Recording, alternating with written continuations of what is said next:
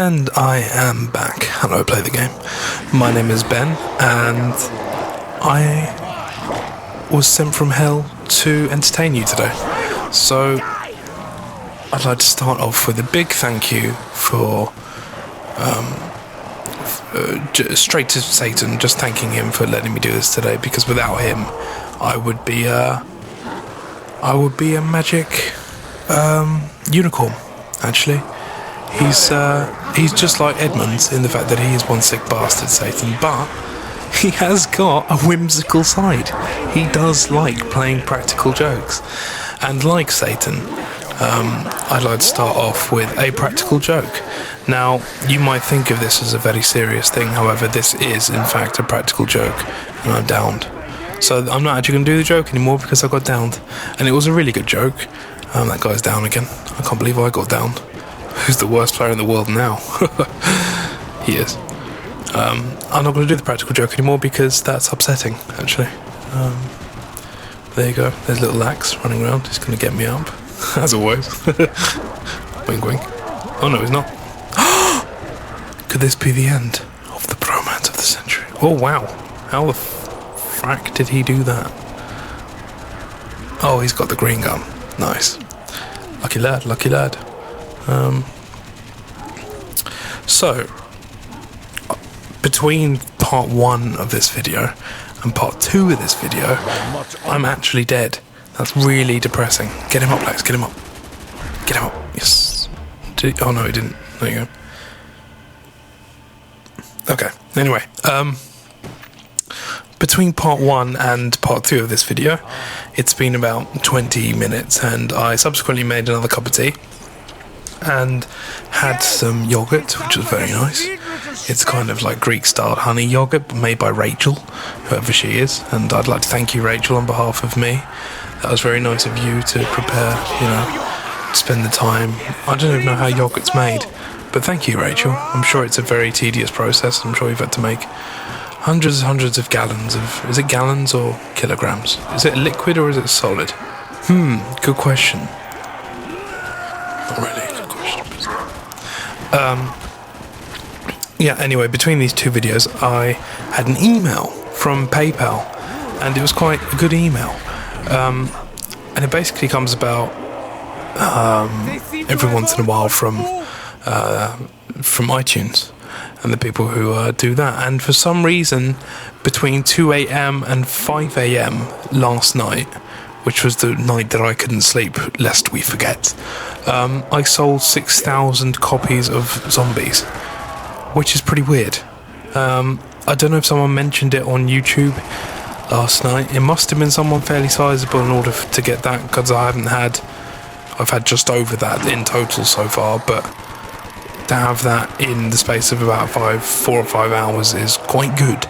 So whoever that was, I'd like to thank you very much.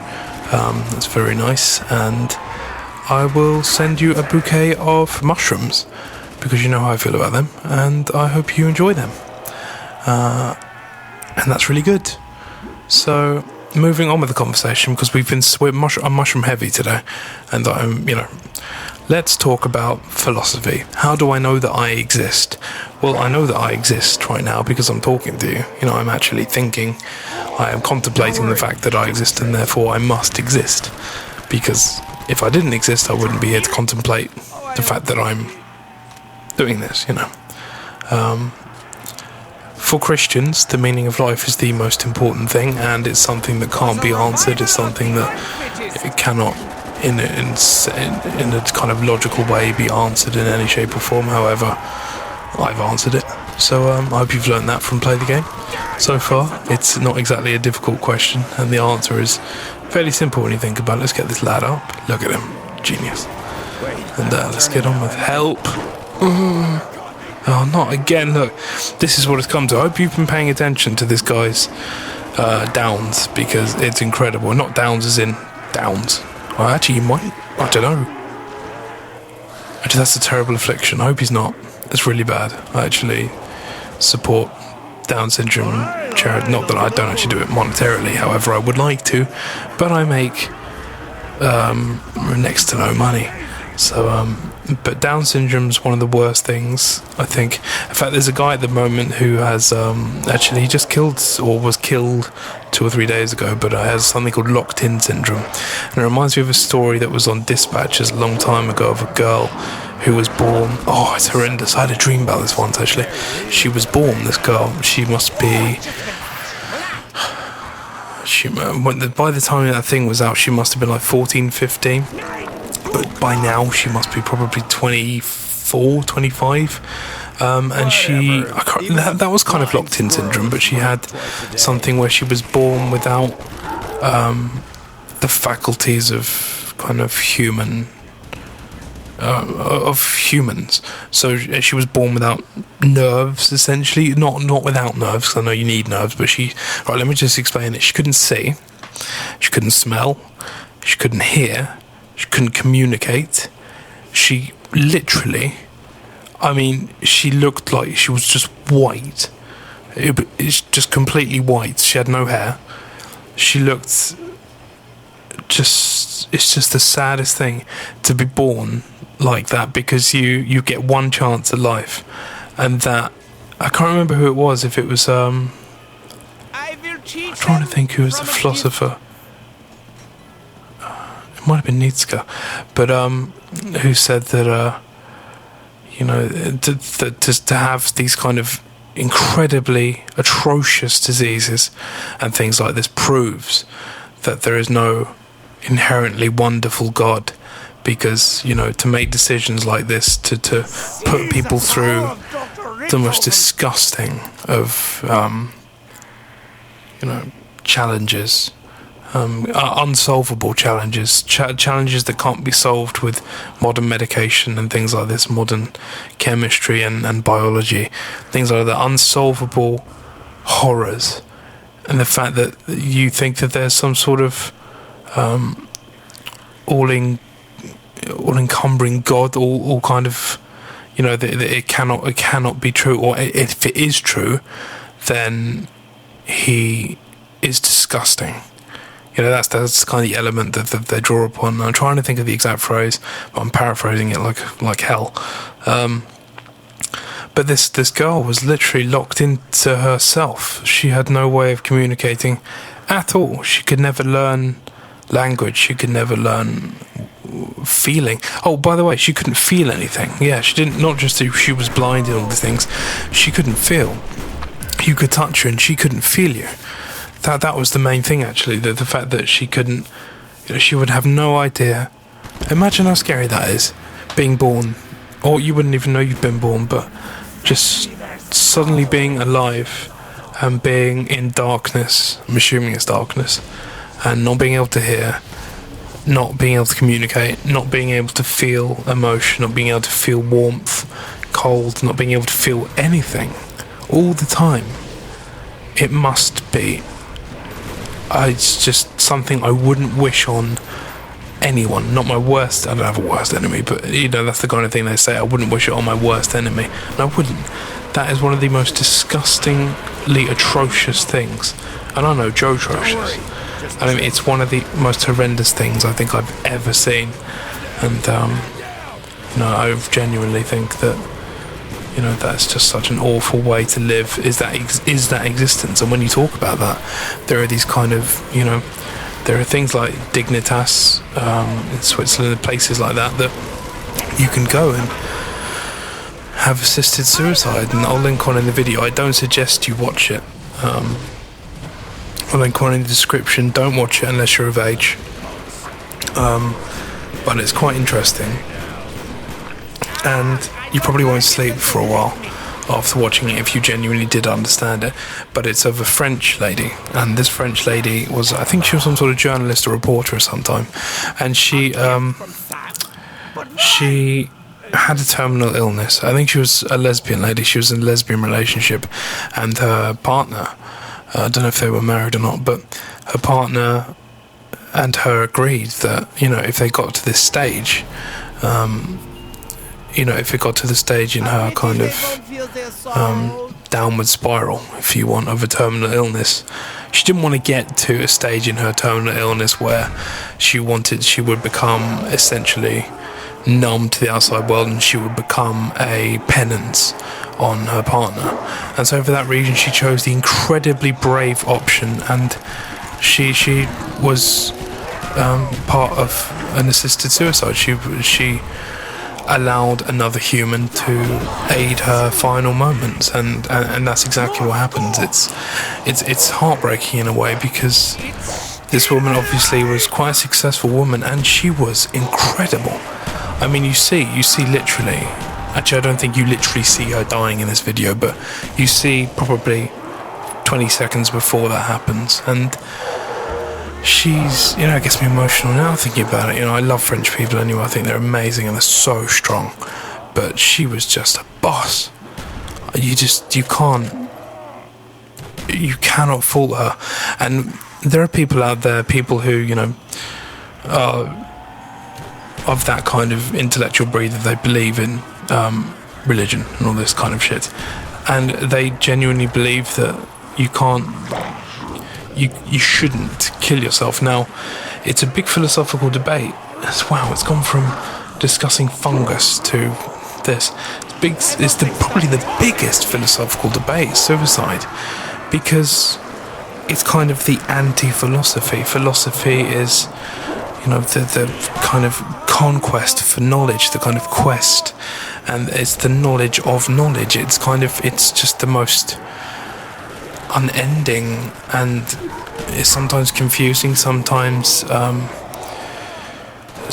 it's so kind of exhilarating, but it's a constant quest to better understand the kind of parameters of the world around us, more psychologically and ethereally, and in all these ways. And suicide is, I couldn't ever imagine myself being in a position where I'd ever dream of doing that to myself. However, right now it's not like that, because I'm healthy and I'm young. I'm only 25. A lot of people think I'm older than that. I'm only 25, and I have knowledge. I have a fantastic wife. I have all of these things. I have a good job. Well, I like my job anyway. I have all these things, and but being in that position where you're left, where that's the only option, is something that would be hard to understand, and hard to contemplate, and it is kind of the driving opposite of philosophical inquiry, because to any intellectual, that they would know that that's the end. Suicide is the end, and therefore no more scientific or any inquiry can be made after that point, because that's it. So anyway, we're getting suicide heavy, but I don't believe in suicide. However, it is a means to an end, and I think some people are given such a shit chance in life that suicide does inevitably become the kind of best option, and it must be incredibly painful for the families of people who have had to go through that and all these other things, and I don't like the idea of it at all. I couldn't imagine someone in my family getting to that stage, but I don't have terminal illness in my family. There'll be people, probably people listening right now, who have this, not have this every day, but have had that experience in their life, and feel that, I'm not saying I don't agree with suicide, because as I said, it's a means to an end, and if you're given such a shoddy way of life, then take it. But people who commit suicide because their girlfriend breaks up with them or something like that, and people do that, don't worry, people do that, because same with murders, people who are in relationships, human kind of closeted relationships. It's very strange to have the way the humans deal with things like that, but people, when they're people who are up for murder, say, and it's a crime of passion, I can quite understand. I don't think I'd do it myself, because I would reason my way out of it, but I can quite understand how someone could kill someone like that, because they just see red, and that's what happens, and they kill a loved one, or kill, it's horrendous, but they do it. And same with suicide, but suicide, I think shouldn't have such a big stigma, because there is no God. You can play God with yourself. You're in this world. You can do what you want. But I think people should, and I'm sure people do take a lot of time to ponder it. I don't think people just immediately do it. But I think that, you know, people who commit suicide because not their wife leaves them, but, you know, like girlfriends in high school breaks up with them, and then they just get so depressed, or they're getting bullied. And, you know, everyone gets bullied. Everyone goes through it. It's nothing special.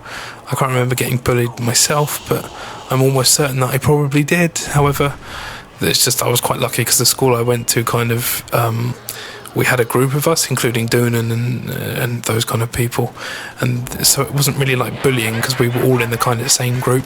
It was different, but I'm sure people do get bullied quite considerably, and you know, but the fact is that stops. All of that does stop, unless you're very unlucky. But all of that does stop, and that's, I think I die here actually. Talking about suicide. There we go. Yeah, that was suicide, getting him up. He's an idiot. Anyway, but yeah, bullying does stop, and suicide is a kind of natural means to an end, and I agree with it.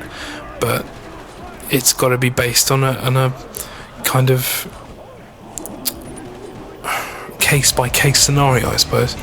So there you go. Anyway, to end slightly more positively, that guy was a fuckwit. He got down 21 times in 16 rounds. That's got to be some sort of record. That's very good. And I start talking to him now. I think he leaves almost immediately. So let me. This is quite funny actually, I think. Anyway, that was the end of that talk. So I hope you enjoyed that. And yeah, I don't know what else to say. I think I'm going to go and leave you with just me talking in the lobby chat. So thank you very much, guys, for watching, and I will see you anon. Take care. Goodbye.